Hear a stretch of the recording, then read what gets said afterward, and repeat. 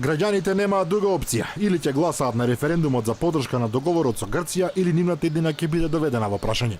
Најпрво срамежливо, а потоа се поотворено, оваа закана добива замав со наближувањето на денот на референдумското изјаснување, кој рече се сигурно ќе се случи на 30 септември. Провладините твитерџи испраќаат пораки дека не чека судбината на одвоена опустошената Сирија доколку референдумот не успее. На социјалните мрежи на различни начини се омаловажуваат сите што мислат поинаку, а владините функционери порачуваат дека единствено позитивно изјаснување за преспанскиот договор е доказ дека граѓаните се за НАТО и ЕУ.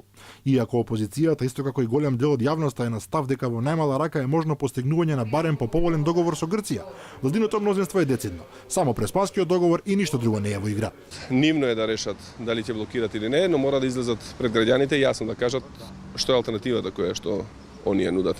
Македонија нема друга опција освен членство во НАТО и Европската Унија. Ние за тоа се залагаме и затоа ги преземаме сите неопходни чекори за тоа да го направиме.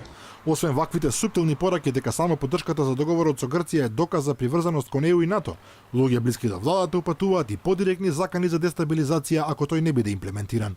Албанците ќе бидат коректни во целиот процес.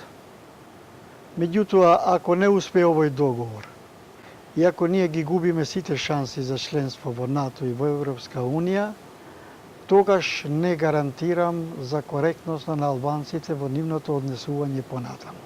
И покрај се погласните најави од премиерот дека референдумот ќе биде консултативен, аналитичарите кои ги консултираше Алфа велат дека во наредниот период може да се очекува уште поагресивна пропаганда, во која ќе доминираат заканите и ставањето на граѓаните во некаков анти-ЕУ и анти-НАТО дискурс, доколку не се согласуваат со промена на името и на уставот.